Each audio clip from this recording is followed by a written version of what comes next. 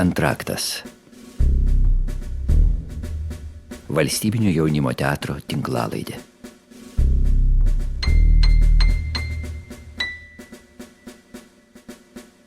Sveiki visi, aš esu Jonas Kuprevičius ir šiandien pristatau jums naują jaunimo teatro tinklalaidę Antraktas, kurią sukūrėme kartu su žmonėmis, norėdami pakviesti žiūrovus ne tik į spektaklius, bet ir pasiklausyti pokalbio apie juos ir taip pat kitas temas, apie kurias dažnai kūrėjai galbūt net nekalba. Bet šiandien šios dienos tema yra būtent apie naujausią teatro premjerą Ūbas caras. Tai padarėme todėl, kad mūsų akimis tai kūrinys, kuris tapo ne tik teatro, bet ir politiniu įvykiu. Ir jau šiandien yra susilaukęs daug įvairių skirtingų nuomonių, todėl mes norime pakalbėti ne tik apie šį spektaklį, bet ir politiką ir politinį teatrą šiandienos kontekste. Tam pasikvietėme į laidą teatrologę Daivą Šabasevičienę, Gintarą Varną režisierių ir politiką Seimo narį Matą Maldeikį. Tad nieko nelaukdami ir pradėkime. Diskusijos pradžiai turiu klausimą režisieriui. Gintarai, po premjeros nugirdau istoriją, kad prieš pat ją išleidžiant sakėte, kad padarėte spektaklį, bet tas spektaklis galbūt ne visai apie tai, apie ką norėjot padaryti. Tai apie kągi turėjo būti spektaklis ir kaip šiandien galvojate? Ar jums pavyko? Man atrodo, tu ne taip supratai, pirmą. Antra, kad kas ten iš viso to gavosi, gal 80% ir tą, ką norėjau pasakyti, gal ir pasakiau. Bet aš vienu metu buvau tiesiog išsigandęs, kad ar mes nebespėsim, arba ten dėl kitų priežasčių. Dabar turbūt dar rodosi, kad jisai vietomis per skystas ir per toks, nežinau, ar jis nėra kompromisinis, aišku, bet kažkokių tekstų prasme arba kažko ten, ypač vakarų demokratijų atžvilgių, tai aš būčiau labiau piktas, negu pavyko būti. tai čia toks, ar pavyko, tai aš nežinau, čia, žinai, man svarbu buvo, kad jis išėjo ir tikiuosi, kad dar bus kada nors noro ir ugnies dar paimprovizuoti ten viduje to spektaklio. tai tiek. Supratau. O Daiva, Ūbas caras buvo lyg bandymas atgaivinti Sąjūdžio laikų šėpą. Tai būtų labai įdomu, jeigu pakomentuotumėte, kaipgi šis šėpos variantas susijęs su tuometinė šėpa. Pirmiausia, noriu pasveikinti visus, nes tai iš tiesų didžiulis įvykis ir žvelgiant apskritai politinio teatro istoriją, netgi pasaulinę, tai šitas spektaklis labai turi rimtą kontekstą ir jisai jau šiandieną yra tame kontekste ir kaip rimtas pavyzdys. Čia, aišku, ne vienai diskusijai galėtų būti ši tema, dėl to net nežinia, kaip pradėti kalbėti, kai vyksta karas ir šiuo atveju lyginti 90 metus su šia diena yra labai svarbu ir labai tikslinga, bet mes dabar gyvenam tokiam emociniam, be galo destruktyvioje būsenoje. Ir dėl to ši dovana, kurią padovanojo jaunimo teatras su Gintaru Varnu priešaky, jinai yra tikrai labai apčiuopiama ir svarbi, nes pirmiausia, šio teatro tradicija, jeigu jau taip apeinant kažkokius istorinius rakursus, ji Tamulevičiūtės, Nekrošiaus laikais, aš puikiai prisimenu, prieš naujuosius metus tekdavo eiti būtent į šį teatrą ir labai labai rimtas premjeras, kurios visą laiką buvo liūdnos ir kvietė apmąstyti.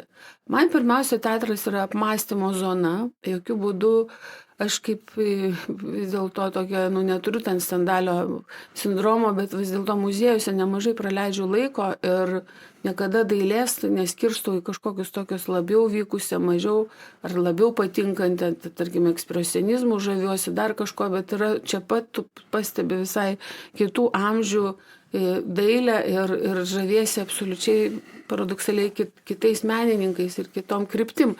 Teatre mes taip labiau įpratę, ir Gintaro Varno pasakymas, jisai yra labai suprantamas, nes Gintaras Varnas užaugino spektaklį į politinio teatro struktūrą, jisai sudėjo ir polifoninio, ir homofoninio, ir netgi poetinių, yra įvairių metodų, įvairių žanrų, stilistikas, jisai bandė integruoti, norėdamas būtent kalbėti iš įvairių rakursų apie labai monotonišką, šlykštų dalyką, kuris yra susiveda į vieną išgamą.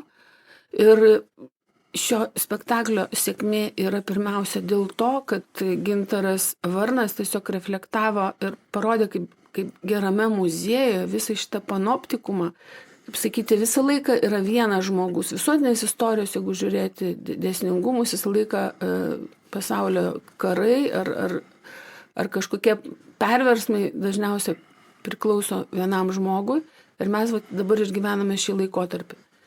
Ir tai, kad šitas polifoninis teatras, kurį dėl savo aktyvumo ir dėl kaukių, dėl šėpos, dėl lėlių mes vadinam politiniu teatru, bet tuo pačiu mes turime be galo įdomią situaciją, kuri yra pateikta per aktorius. Ir tai, ką šiuo atveju, sakykime, Matas Sigliukas ar, sakykime, jau unikalusis Vytautas Anužis mums pademonstravo, tai yra neįtikėtina. Aš, tarkim, vien dėl Vytauto Anužio galėčiau šitą spektaklį žiūrėti ir tikrai žiūrėsiu ne vieną kartą, nes tai yra didžiuliai atradimai ir mūsų kaip mažai tautai, tokie reiškiniai taip dažnai neįvyksta. Tai pradžiai tiek, o po to būtinai prisijungsiu. Tik priminsiu klausytojams, kad Matas Sigliukas įgarsino profesoriaus Vytauto Landsbergio lėlę, tai turbūt Daiva apie šį jo vaidmenį kalbėjo, taip? Daiva nesuprato, kad čia aktorius įgarsino. Taip, aš visiškai... Jinai man irgi pasakė, kad čia, aišku, jūs paėmė tikrą Landsbergį ir daug žiūrovų man sakė tą patį, bet sako, kaip jūs jį kalbėjot? Kaip jūs jį įgarsinat? Kaip jūs įkalbėjot, įgarsinti, reiškia... Aš net pradžioje galvoju, sakau, kad čia gyvas aktorius. Aš galvoju, net išrinkta, iškarpyti tekstai. Aš irgi girdėjau, kad čia iš įrašų viskas. Tai nieko čia ne iš įrašų. O kalbant su Matu Maldeikiu apie politikų vaizdavimo spektaklyje, Daiva jau paminėjo kelis išskirtinius aktorius, o ką jūs apskritai manote apie būtent tai, kaip buvo perteikti politikai, ką galvojate apie tą politinę žinutę, galbūt jų nešamą? Matot, kad žiūrėdama spektaklį aš vis pagaudavau save su mintimi, o kada prasidės spektaklis. Nes tai, ką aš mačiau, realiai tai, kas domisi, sakykime, jau seniai Rusija, kas senais vyksta, nes mes tiesą pasakius biškį nuo jos nutolome ir kartais nepastebėdama proceso, aš matydavau tiesiog Rusijos dokumentalistiką. Ir čia yra labai įdomus aspektas apie teatrą. Nes kas yra šiuolaikinė Rusija? Šiuolaikinė Rusija sukūrė jos politinį lauką, tai ką mes matom, tuos politikus, kuriuos mes tenais matom, tas kalbas, tai yra pati Rusija yra teatras. Ir ją sukūrė toks žmogus, kuris yra, tiesą pasakius, režisierius. Ją sukūrė Surkovas. Surkovas yra labai įdomi asmenybė, jis yra avangardistas, jis atėjo iš avangardo ir jisai iškilo kartu su Putinu. Putinas jį nuo pat pirmų dienų pasimė. Ir jis buvo tas, kuris sukonstravo tai, ką mes žinome apie šiuolaikinį Putiną, nuo jo mačizmo, nuo to, kai jis ten ant žirgo, ten be maikutės, ten joja ir tie visi fašistinės žinutės Umberto Eko 14, iki politinių partijų, politinio lauko, visa tai yra vienas didelis spektaklis sukurtas Surkovo. Iš tikrųjų yra, jisai sukūrė šalį spektaklį. Ir tiesą pasakius, kaip avangardistas, jisai buvo avangarde avangardė politinio lauko dėl to, kad mes matom, kad politika apskritai, ne tik Rusijoje, jinai eina į labai tokį, politika apskritai yra naratyvų kova, žmonių vertybių ir naratyvų kova, bet dabar jinai tampa daugiau teatrinė kova, žmonės supranta, kad tie ne tiek kovoja naratyvoje, tiek jau kovoja visišką tokia vizualistika ir tos žinutės tampa, tiek žiniuose, tiek socialinėse medijose, visur, tai tampa vienu dideliu teatru. Ir Rusija iš tikrųjų yra tuo požiūriu, kaip be būtų gaila, viso to avangardė. Ir visą tą sukūrė vienas žmogus. Tai aš žiūrėdamas spektaklį mačiau visą chronologiją, kaip buvo kuriamas Putinas ir būtent, matydamas, kaip režisierius jį sukūrė, aš žiūriu, kaip jį kūrė Rusijoje kitas režisierius. Šitoks paralelė, man buvo tokios dvi didelės paralelės, ar ne? Ir tai toks kontekstas. O kiti politikai, kaip vakarų pasaulio žmonės?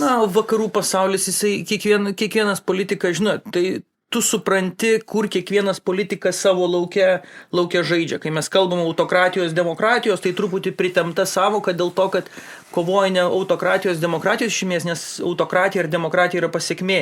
Priežastis yra kolektyvinis mąstymas arba individualus mąstymas. Tai mes iš esmės kovoja individualaus mąstymo visuomenės su kolektyvinio mąstymo visuomenėmis. Ir to individualaus mąstymo visuomenės, tu matai jų skirtumą tame, kad Putinas gali būti Putinu, dėl to, kad jisai turi visą suvereną, jis turi valstybę, jis turi nuosavybę, jis turi valstybę. Tuos žmonės, tas kariuomenės, tai yra jo nuosavybė, ar ne?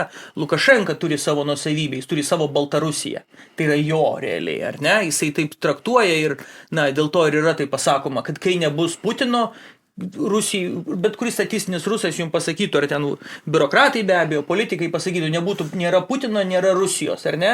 Tai ir tu matai vakarų politikus, kuriuos režisierius kontrastuoja su tuo, ir tu matai individualaus mąstymo politikus, kurie mąsto, jie mąsto savo politiniam lauke. Pas juos yra opozicija, kiekvienas iš jų yra spaudžiamas rinkimų, kurie ateina.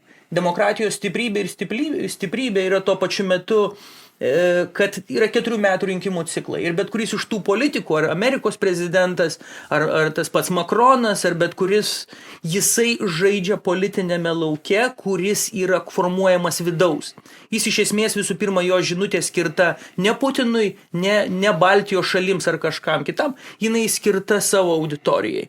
Putinas gali projektuoti žinutę, kuri yra visų pirma į išorę, kuriant ir ją po to parduodant viduje. Tai yra 2 skirtingi naratyvai. Tai aš mačiau tiesiog silpnus ir stiprius politikus, nes demokratijos stiprybė ilguoju laikotarpiu jinai stipri. Trumpuoju laikotarpiu jinai turi pavirkta labai daug grėsmių. Ir aš mačiau silpnus politikus vakaruose, kurie vaizduojami tose mažytėse lėlėse, nes ta simbolika yra labai reikšminga.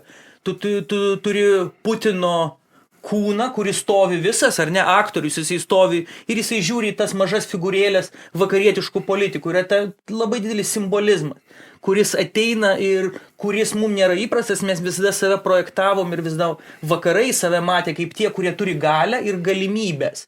Ir staiga mes matom žmogų, kuris jais manipuliuoja, sugeba. Tai visiškai atvirkštinis scenarius, nei mes visada savo 30 metų sakėme, kad tai bus. Ir dabar, tiesa, situacija, kurioje mes esam, mums rodo truputį kitokius galios ir resursų, žaidimus. Bet tai, ką jūs pasakėte, tai labai yra įdomu, bet šiuo atveju, kai mes turime situaciją su neadekvačiais reiškiniais, tai tas sudėliojimas visos tokios politinės istorijos į mokslinius kažkokius terminus ir apibendrinimus, jie vis dėlto kaip ir netenka prasmės, nes mes pirmiausia gyvenam dideliai grėsmėj. Ir tas grėsmės elementas, kurio nenorime utriruoti, bet būtent teatras, manau, ir vyksta tada, kai mes kažkaip atpažįstame save ir pasitikrinam. Man, pavyzdžiui, nebuvo nemalonu šitame spektaklyje neregėti teatrinio veiksmo įprasta prasme, nes aš pajutau pirmiausia šio spektaklio aktyvumą sklindanti iš pačių aktorių, nes trupė, ji, man atrodo, gal net ir 4 būsenose buvo. Pirmiausia, nuo pat pirmų minučių mes regėjome aktorius, regėjome personažus ir regėjome visuoti, kaip sakyti, aktyvius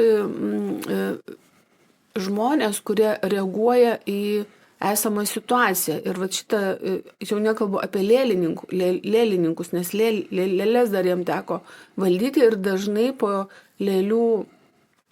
lėlėmis pasislėpę buvo dar aktyvesni nei be lėlių.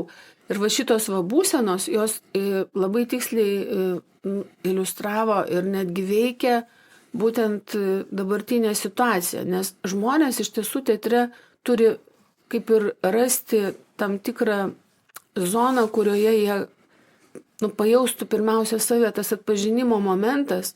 Ir mums atrodo, kad mes iš tiesų visi vienodai galvojam ir iš tiesų vienodai, bet jūs neįsivaizduojate, kaip yra baisu net tuose pačiuose teatruose, kuriuose yra pasirodo net ir giminaičių, kurie palaiko Putiną ir išaiškėjo, kad jis yra taip arti, kad mums nereikia kalbėti apie kažkokius tai žmonės, kurie, ir aš įtariu, kad ir jaunimo teatre yra žmonių, kurie dabar, žodžiu, lik ir teigiamai atrodo, bet jie pasiruošę, ta 5 kolona yra labai arti už mūsų nugaros ir tai, kad mes šiandieną turime tokį spektaklį su tokiu kažkokiu lėtu, kaip jūs teisingai sakot, anatomija viso putinizmo, čia yra neįtikėtinas reiškinys. Aš manau, ką mes regime teatre, tai yra visiškai atitinka mūsų būseną ir mes randame savo draugus, nes šeimos rato ar ten kažkokios tai tų portalų žmogui neužtenka. Žmogus turi rasti kažkokią dinaminę kalbą ir kokiam Sigitui Parulskiui buvo ženkliai paprašiau sukurti į Žari panašų kūrinį, kuris, kaip sakyti, svaitytųsi, tai šrūdais ir šrūdeliais kalbėtų, bet jisai tiesiog, parodė tą lėtą genocidą, kuris iškankino mus ir kuris visiškai niekinis yra. Pasirodo, politikai labai dažnai yra kaip zoologijos sode, jos norisi uždaryti, nes jeigu dar prieš 20 metų jie dar nedominavo mūsų smegenyse, jie dabar kažkaip tai mus įlindo ir mes visi sekame juos, o tai dažnai yra tiesiog neišsilavinę žmonės ir ką jie daro su mumis ir tas pasaulis, tiesiog tai yra, mes dabar kalbam ne vien apie Lietuvos istoriją, bet kalbam apie tiesiog Sigito Parulskio žodžiais, kurie taip pat yra citatos, kad kiekvieno ruso galvoje yra visokie sprogimai, ginklai ir ten tos puikios citatos, kurios jau vėlgi atrodo kaip 1000 kartų girdėjęs, kad Dostojevskis, Čechovas ar ne, ir viskas ten yra tiesiog visa istorija sudėliota. Ir tiesiog, pavyzdžiui, žvelgiant į mūsų visų mylimą Šekspyrą, tai irgi kaip pagalvoju, jo dramaturgija viskas yra nujaučiama. Čia žmonės neturėjo ko nujausti. Mes turime su anomaliniu atveju santykius su, reiškia, Putinu ir visų putinizmu ir šiuo atveju mes nieko nujaus negalime. Mes negalim būti Šekspyrais ir kalbėti tokiom, žinot, Ezopo kalba apie laumės, apie dar kažką, nes viskas jau yra mes esame visą tai pasitikrinę. Ir šiuo atveju esam tiesiog nuliniai fazėje, nes teatras jau joks tampa neįdomus, joks. Ir kai tu negali kurti teatro, tai va čia ir yra, ne teatras, bet jisai yra teatrinė kalba su puikiais aktoriais, vis dėlto sukurtas didžiulis teatras. Ir man, pavyzdžiui, yra pirmiausia svarbi politinė aktyvi išraiška, kuri ir pozicija. Ir žmonės, kadangi ateina daug žmonių ir ateina tų kitų 5 kolonos žmonių, tai aš džiaugiuosi, kad jie mato. Aš džiaugiuosi, kad jie mato teatre va tokią gryną, aktyvę ir labai delikačiai beje pateiktą išraišką. Matai, norėt pakomentuoti. Tai daug ką išgirdau, į daug ką galima reaguoti, tiesiog trumpai, kad mes turim suprasti kelis dalykus. Pirmas dalykas tai, kad Putinas nėra kažkokia anomalija, kaip jūs paminėjote, tai yra normalus istorinis procesas, visą laiką tai buvo ir visą laiką tai bus, mes turėjom anomaliją, kai to nebuvo. Anomalija buvo sukurta, kai to nebuvo, pasibaigus šaltajam karui, kai politikų iš esmės nereikėjo, kai buvo trijuojama politika ir jinai buvo ištrinta. Mes pradėjom gyventi tokiam, kodėl žmonės nustebo ir aš kiekvieną labai daug kur girdėjau, negali tai būti, kad Ukrainai važiuotų Rusijos tankai. Tiesiog aš niekada nepagalvojau, kad vėl gali būti karas. Kas tai yra? Tai yra apie žmonės, kurie pradėjo gyventi tam tikram burbule, tam tikram šiltnamio sąlygoj, įsivaizduojant, kad pasaulis yra kitoks. Tai pasaulis yra kitoks tik tai tam tikrose zonose, kurias mes patys susikūrėm ir kurias, tiesą pasakius, sukūrė geopolitiškai Jungtinės Amerikos valstijos. Ir tas pasaulis baigėsi ir mes grįžtam į realų pasaulį. Bet čia yra vienas dalykas, kuris yra kitas dabar, tai taip, kad čia tai jisai yra tik tai simptomas, o ne anomalija. Putinas ir tai, kaip jis ateina į valdžią, kodėl jisai ateina į valdžią, tų žmonių palaikymas, tai yra tiesiog chrestomatinis pavyzdys, lygiai tuo pačiu keliu atėjo, pavyzdžiui, Hitleris. Man labai nenorisi tokių sugretinimų dėl to, kad jie iš karto devalvuoja tam tikrus dalykus, bet nusivylusi tauta, ekonominės krizės, stiprios rankos poreikis, tai visą laiką yra apie tą patį. Dabar kitas dalykas, kurį aš pastebėčiau, kurį aš vis laukiu spektakliai ir jis yra užsimenamas ir kai kartais, ką labai svarbu pastebėti, kai mes kalbame apie autokratus. Autokratų visą laiką variklis yra negalia. Autokratų variklis skirtingai nuo vakarų politikų. Ten Makronas, kuris žiūri savo interesų, jam reikia būti perrinktam. Nes politikoje iš esmės tikslas vakaruose yra du paprasti tikslai. Būti išrinktam ir būti perrinktam. Kai tu mąstai per tokį algoritmą, tau labai lengva suprasti politikų motyvus, vidinius interesus ir kitus dalykus. Autokrato tikslas yra išlikti. Ir autokrato pagrindinė problema ir didysis iššūkis ir didysis variklis, ar mes imam Putiną, ar mes imam dabar Xi Jinpingą, ar bet kurį patį Šiaurės Korėjos lyderį, kuris, jis gali sau leisti viską, bet jie visi vadovaujasi vienu varikliu. Juos visus stumia baimė. Jie visi, kai jie nuo tos minutės, kai jie atsikelia ir tą minutę, kai jie užmiega, jie visi galvoja, ar tauta gali pabusti, ar aš viską padariau, kad jeigu žmonės išeis į gatves, kad aš juos primuščiau, kiek aš žmonių galiu mobilizuoti Ukrainą, kad nugalėtų ukrainiečius, bet kad man tai nekeltų grėsmės, ir ar tie žmonės, kurie yra aplink mane, tie padlaižūnai, ar ne, kurie tenais čemodanėlius nešioja su pinigais ir tos briliantus ir visi kiti dalykai, labai geras pavyzdys buvo Prigožinas, ar ne? Jie visi padlaižūnai, bet kurią dieną jie sukils ir mane nuvers.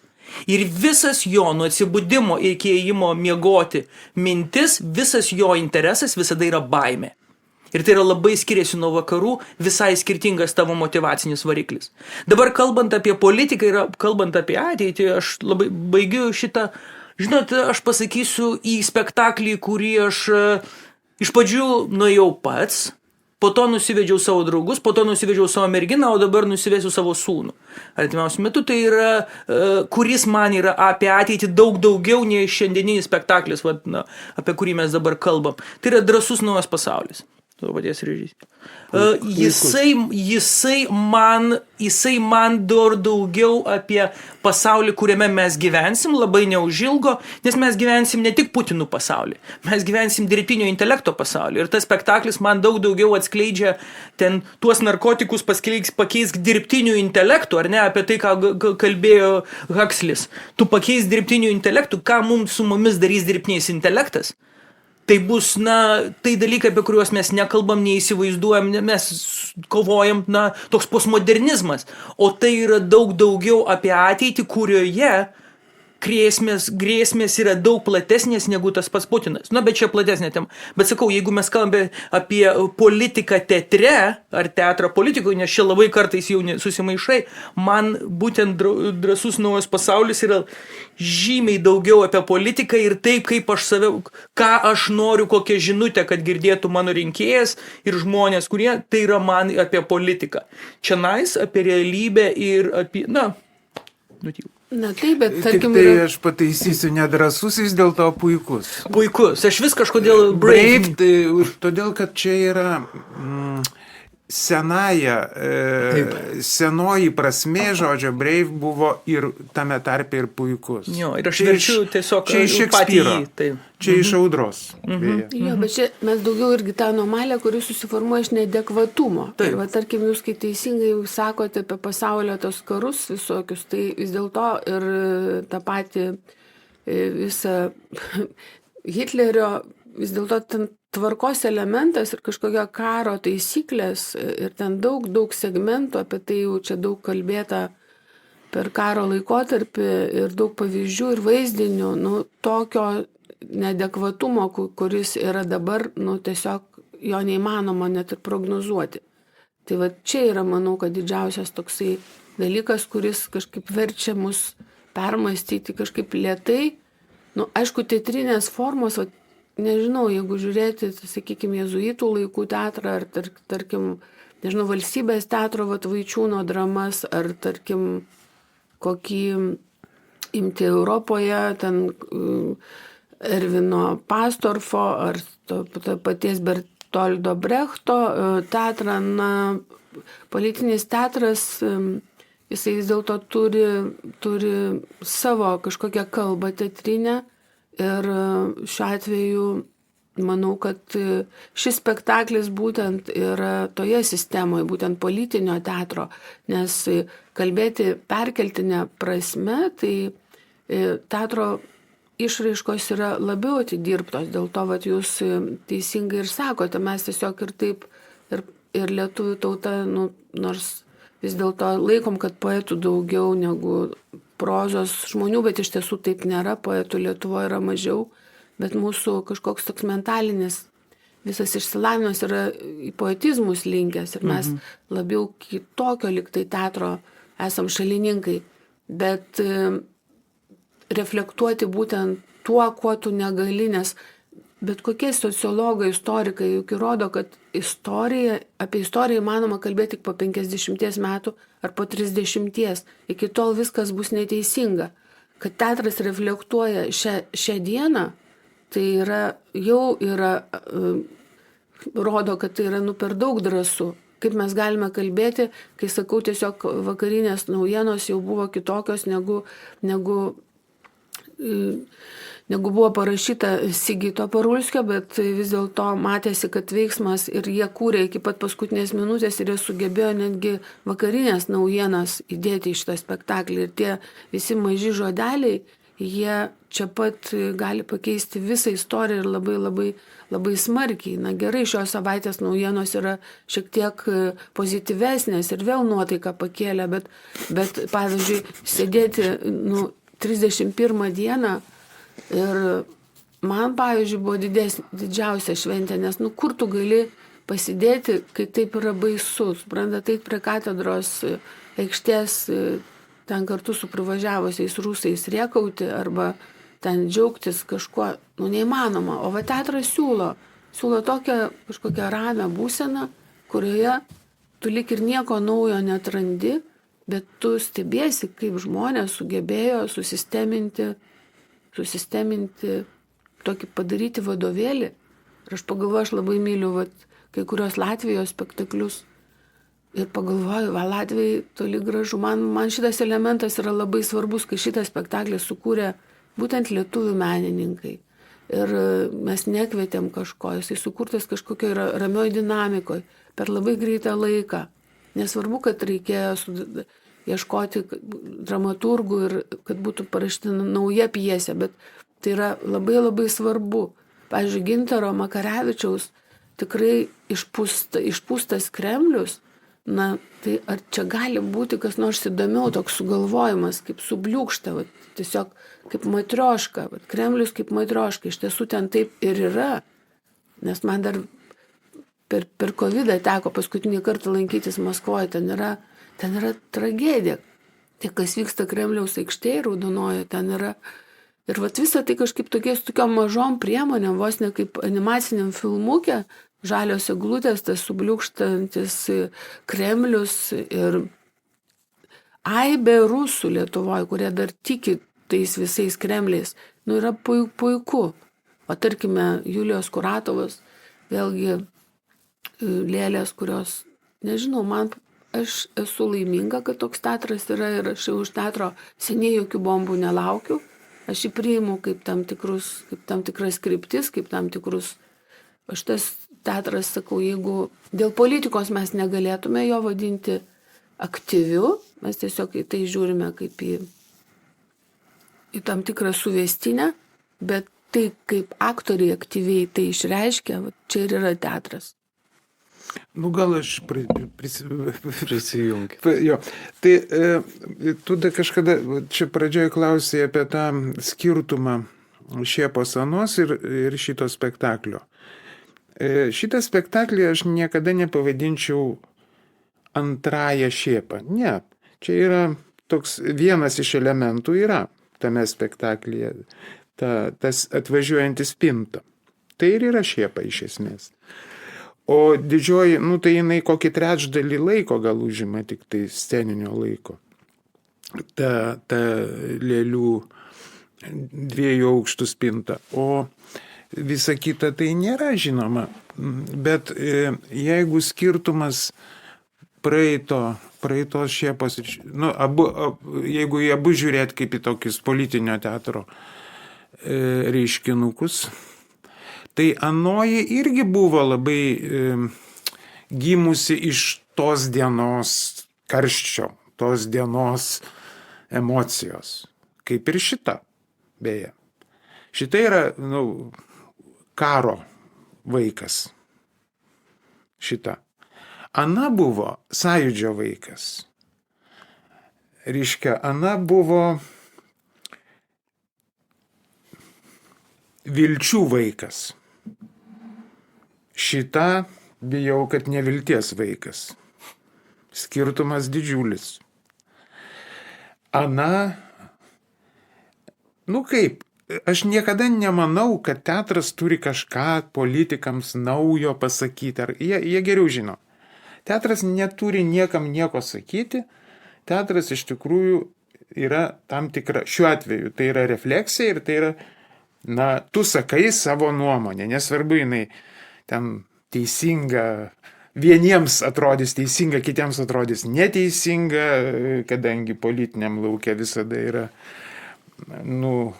spektras nuomonių, pareinamai nuo to ten, kokiai ten krypčiai tas politikas priklauso, kokiai ten ir taip toliau. Tai Ana Šėpa irgi susilaukė daug tokių ir pykčio, ir nepykčio, visokių dalykų, netgi buvo skambučių, kad gal jūs galite to ar kito personažo taip žiauriai ten nerodyti. Klausyk skambučio, Prunskienė Amerikoje buvo net pavogta. Prunskienės lėlė Amerikoje dingo, tai... Dėl to, kad neigiama buvo. Visokių ten buvo dalykų. Ir buvo ir mėginimų papirkti, kad gal mes jums sumokėsim, jūs įdėkit, pagaminkit tokią ir tokią lėlę. Ten. Sakau, ne, ačiū. Nes pakankamai gerai uždirba, mums nereikia daugiau. Žodžiu. Tai buvo irgi tokio, tos dienos. Reiškia. Ir kai jinai, kol tas reikalas buvo, jinai labai neilgai gyvavo tas teatriukas, 2 ar 2,5 metų. Ir jis tiesiog išsikvėpė. Automatiškai, reiškia, jis kai pasidarė nebepavojingas, viskas, jo neteko prasmės. Jisai buvo reikalingas tada, kai, jis gimė 89, sausį kokią gal. Mes norėjom kalėdam, bet mes nespėjom tiesiog. Tai buvo tos kalėdos biškai atidėtos mėnesį. Bet 89 tai dar buvo čia Sovietų Sąjunga. Tai tada, kai buvo pavojinga, tada buvo pats smagumas įvaidinti. Paskui jau buvo nebeįdomu. Tai ir Anas ir šitas gimė iš skirtingų emocijų, bet iš principo gimė iš emocijos. Emocijos visada yra labai romantiškas reikalas. Toks politika yra apskaičiavimų reikalai, o čia yra emocijos. Ir kai taip, Aš sutinku, jūs teisus, turbūt, kad mes pragyvenome va, tą savo laikelį tokioj keistam laike, kur 70 metų ar kiek ten, 80.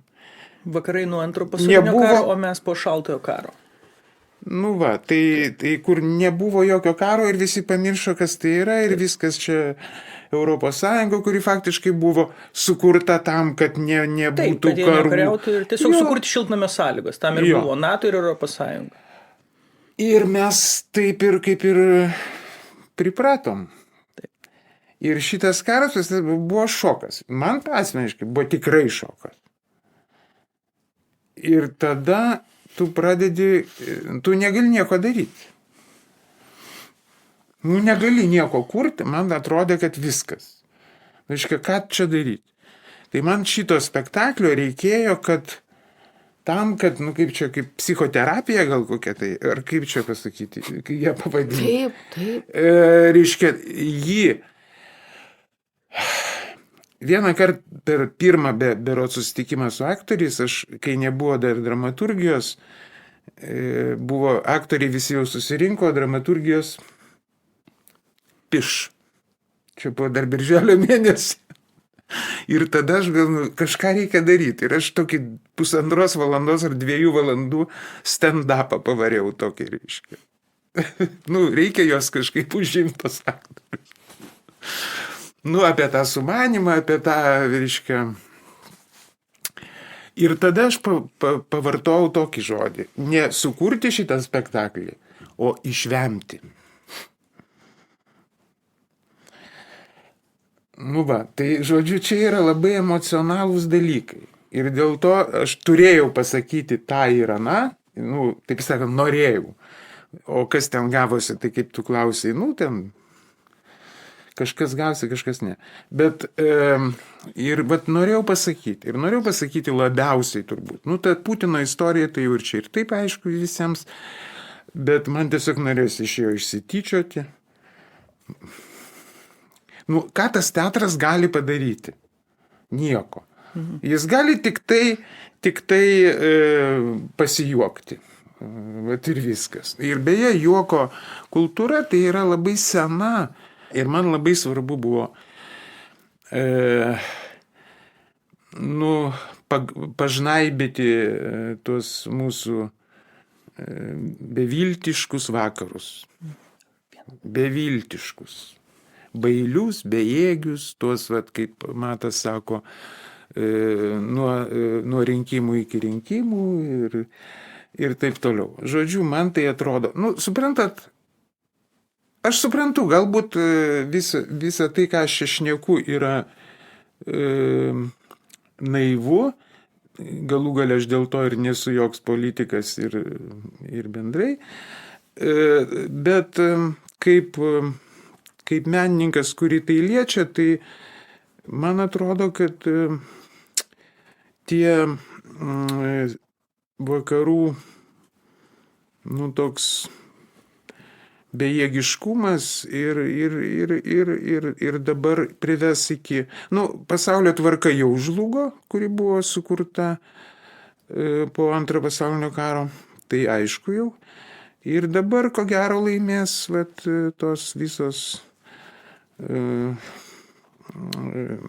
nu, tos nedemokratinės jėgos, ko gero, ir bus blogai. Ir dar priminsiu vieną dalyką iš jūsų tų mylimų. Aš irgi myliu demokratiją, ypač man patinka, kad jinai gimė Atėnuose, senoje Graikijoje. Tai, bet Džordžas Bušas, kai Lietuva norėjo atsiskirti, jau ruošėsi tiksliau. Tik gerėkė, tik nedarykit šito žingsnio, tik nedarykit šito žingsnio. Nu tai kaip man jį gerbti? Nu, suprantat, čia yra... Kelios refleksijos į tai, ką išgirdau režisieriaus. Tai pirma, autokratijos turi savo gimimo, vystimosi ir mirties logika. Tai be jokios abejonės demokratijos yra žymiai prastesnėje situacijoje. Visų pirma, nesakau, nes tai nėra demokratija prieš autokratiją, tai yra individualus mąstymas ir kolektyvinį mąstymą. Ir kolektyvinis mąstymas yra dominuojantis pasaulį. Tai, kas atsitiko Europoje, kad atsirado individualus mąstymas, dėl to, kad čia buvo krikščionybė ir jinai tiesiog suskaldė šeimas ir suskaldė tas gentinį mąstymą. Bet čia yra kitas dalykas. Tai mes esam grėsmėj. Bet koks yra dalykas? Autokratijos yra silpnesnės visais požiūriais, visų pirma dėl to, kad jos nėra tvarios ir ilgojo laikotarpiu jų logika yra suirti. Visada, kai atrodo, kai jos pasiekia aukščiausią tašką, kažkokia atsitinka metafizika, visada jos sugriūva. Čia yra kažkokia metafizika, kurios mes tiesą pasakius nesuprantam. Aš kitą dalyką dar norėjau pasakyti, reaguodamas į jūsų šitą, kuo man dar spektaklis įsiminė ir apie ką aš galvojau. Visą Lietuvos nepriklausomybės laikotarpį nuo jūsų minimos škėmos, visą laiką Lietuvos politikos paraleliai ėjo tam tikra teatro per brūkšnelį komedijos rytis. Tai paimkime visų pirma jūsų minimas personažas, po to buvo, jeigu prisimenate, dviračio šou, po to buvo Rolandas Kazlas, po to buvo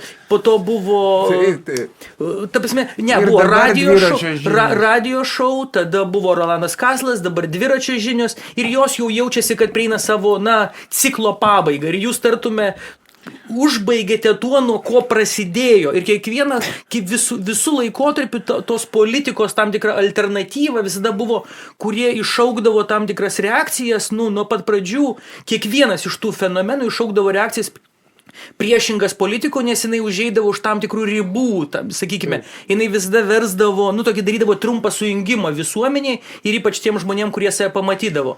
Ir tu kiekvieną matydavo į natūralų tokio pabaigimą ir su tuo karu ir su jūsų spektakliu tarsum pasibaigė viso to ciklas ir mums reikia kažko naujo, kas pašieptų, užeitų už tam tikrų kartais užeidų už tam tikrų normų, kaip tai darė radio šou, jeigu prisimenat. Kartais net tas pats Kazlas mokėdavo iššaukti tam tikrą tokį trumpą sujungimą pas mus.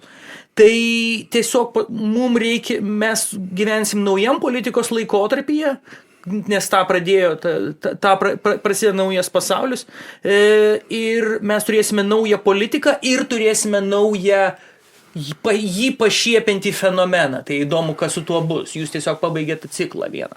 Jo, bet aš nepabaigiau. Gal ir pabaigiau, bet aš dar ir pradėjau tą ciklą. Todėl, kad visi radio šou prasidėjo po Šėpos teatro. Taip, tai sakau, buvo Šėpa.